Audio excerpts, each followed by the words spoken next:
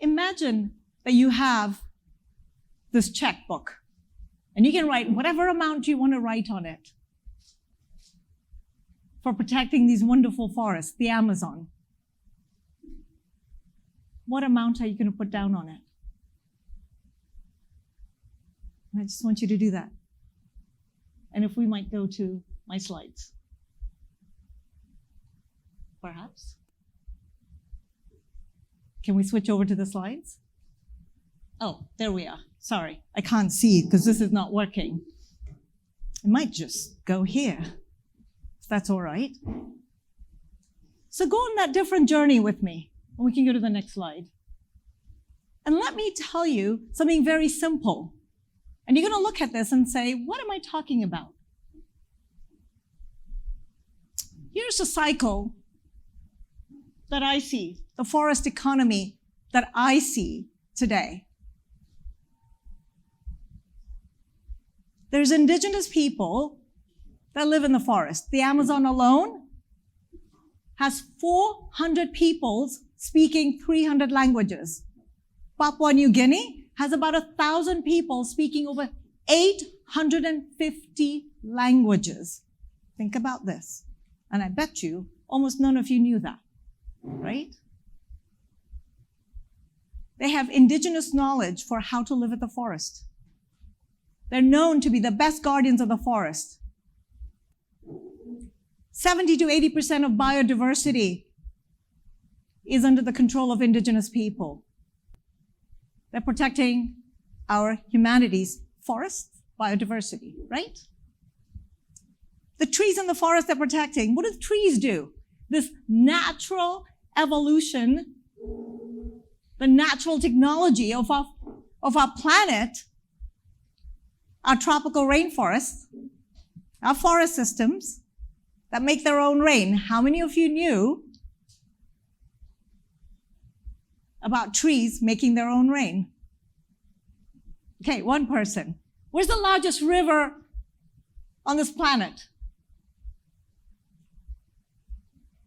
Amazon. Okay, largest river basin, right? What if I told you that the largest river is not the one in the Amazon on the ground, because there's more water in the atmosphere in the Amazon than on the ground? Rivers in the sky.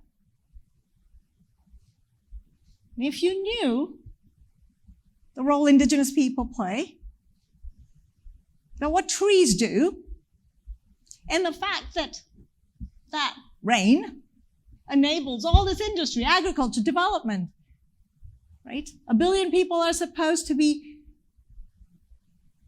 benefiting from forests around the planet. They get their income, livelihood, some way or the other. Industry creates money, and then what happens? It sort of siphons off, and it does not get back. Right?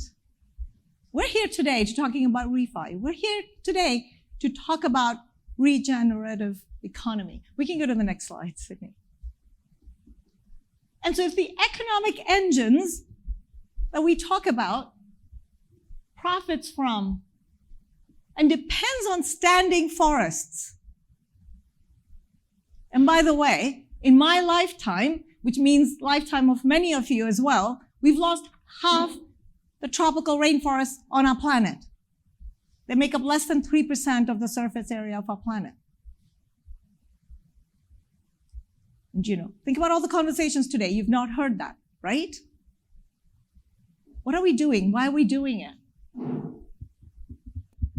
And there's a lot of capital being deployed and pledged to protect these forests. There's a lot of technology that's being created to protect this.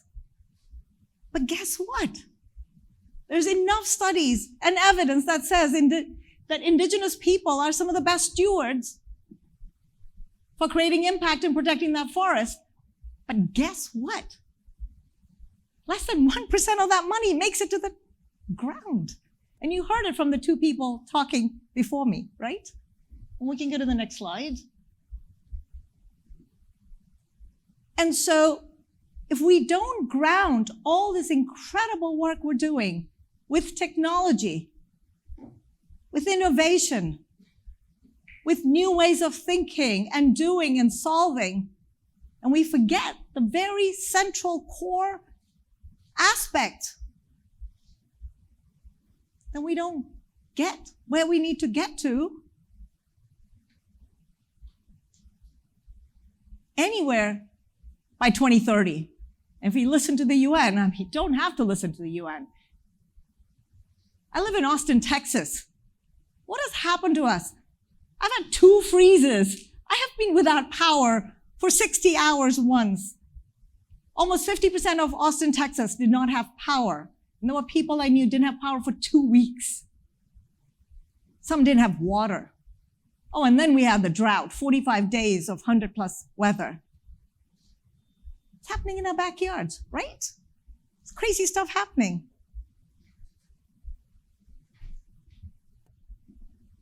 Those forests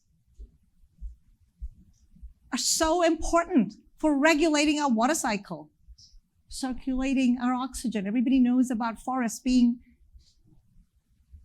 lungs of our planet. They circulate our oxygen. But there's another role they play, right? The water cycle. We're such a connected planet. And we can go to the next one. And so when the best guardians are not getting this, right? What do we do? Did we go one more? Hang on, I can't. So, giving you context, why am I talking to you about this? There's a couple of reasons. Remember that imaginary check you wrote? How would you deploy it?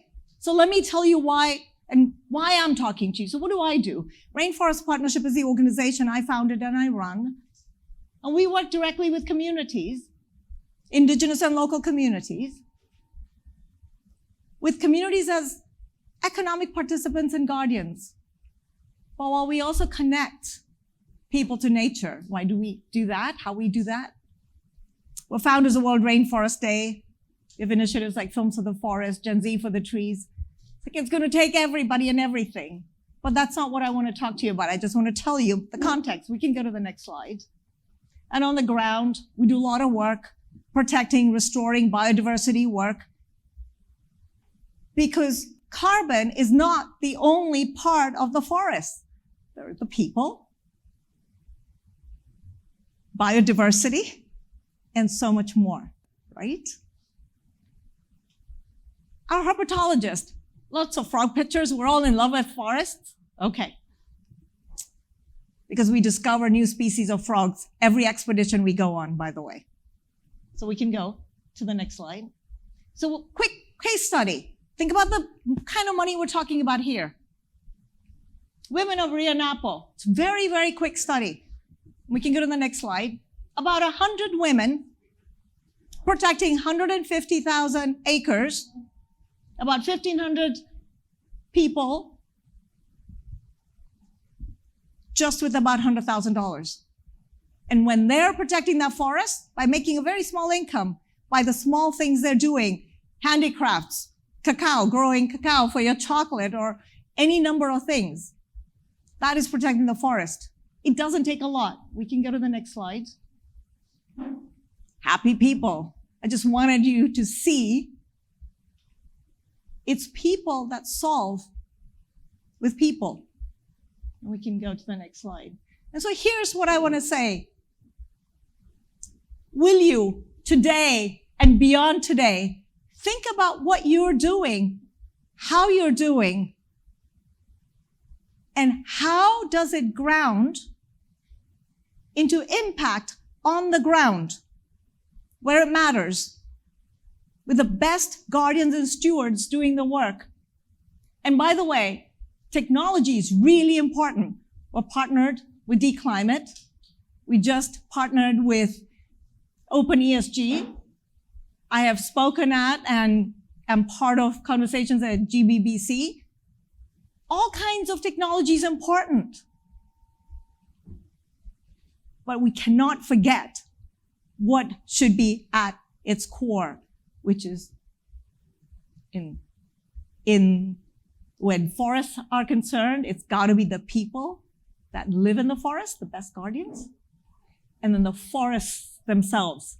Because in a collaboration of equals, they have to be part of the equation. And they are not at the moment, not even close. Thank you so much.